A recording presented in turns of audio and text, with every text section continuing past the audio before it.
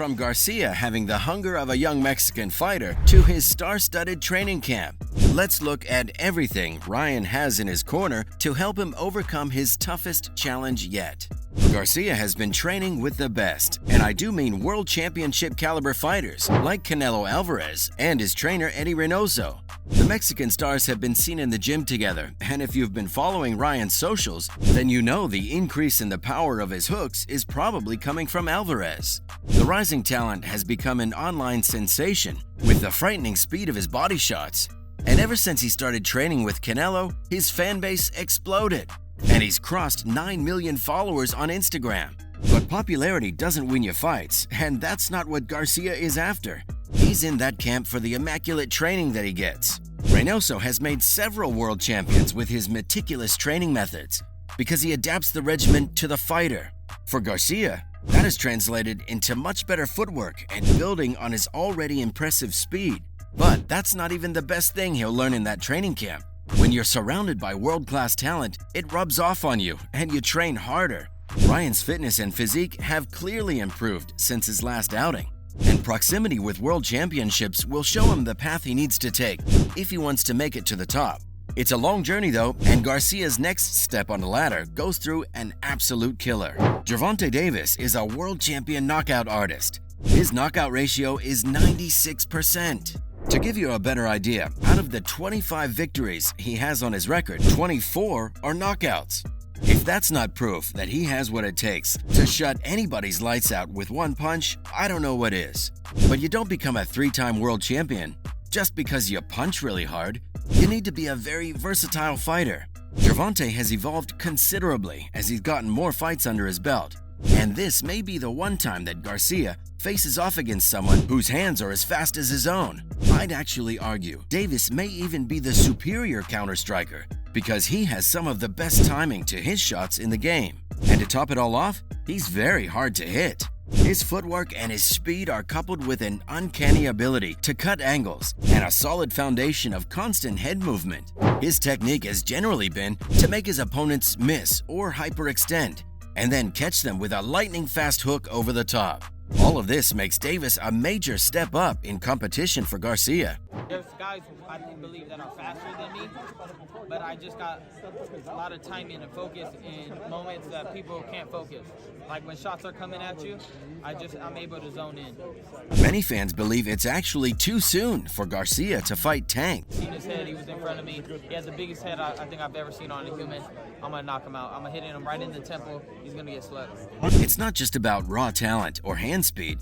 Boxing is almost like a game of chess at the highest level. Davis has been around for a much longer time than Garcia and has fought much better competition than Garcia, with victories over big names like Leo Santa Cruz, Hugo Ruiz, and Liam Walsh, while the most notable fighter Garcia has fought and beat is Nate Campbell. And let's not forget, he got dropped in that fight.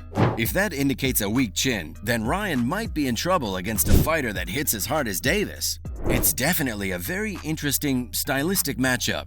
And even if Garcia doesn't adapt to the jump in competition, I know that he'll give Tank a rough night at the office, but Golden Boy may be in trouble if he gets caught clean. Even if he manages to get up from a knockdown, a seasoned veteran like Davis knows how to take out a buzzed fighter. The progress he's made in ring IQ and strategy only comes with experience, and Garcia doesn't have as much of it as Davis. But every time we've seen Ryan take someone on before, people have had doubts about Garcia's experience or his toughness. We've yet to see someone get the best of the Golden Boy.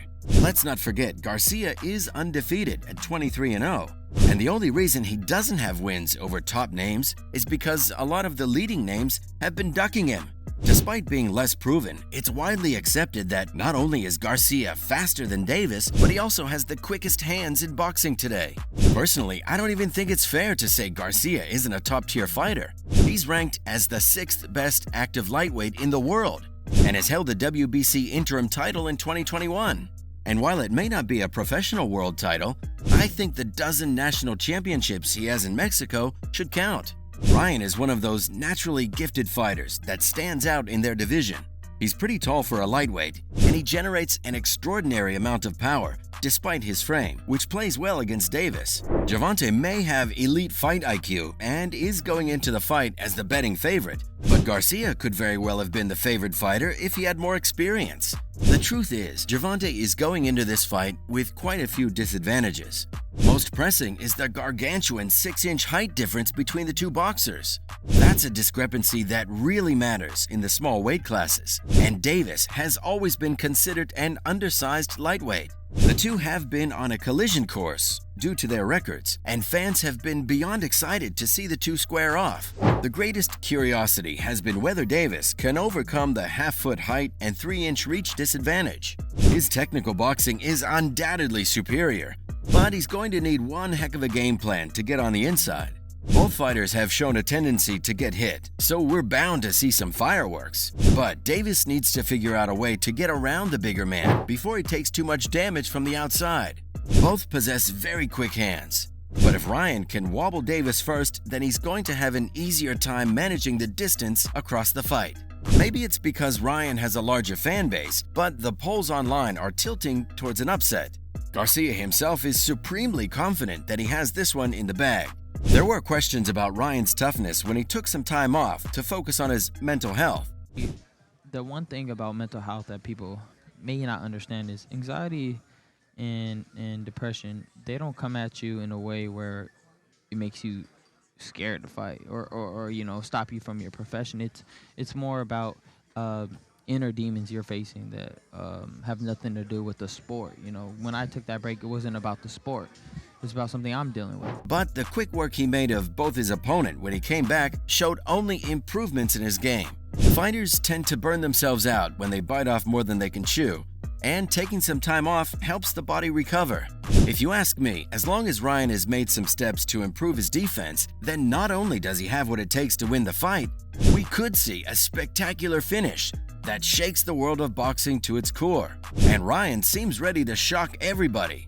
He's already started making ambitious call-outs for when he beats Davis, and he has David Henney in his crosshairs. The two have fought an outstanding 6 times in their amateur career, with 3 wins apiece, and fans want a conclusion to the rivalry on the big stage. Haney is the undisputed world lightweight champion right now, and he's scheduled to defend his title against Vasily Lomachenko. If he wins, he's expected to move up to 140 pounds and take on Garcia with no titles on the line for a super fight. That's pretty exciting, but if I was Garcia, I would focus a bit more on the American in front of me and think about the grudge matches later.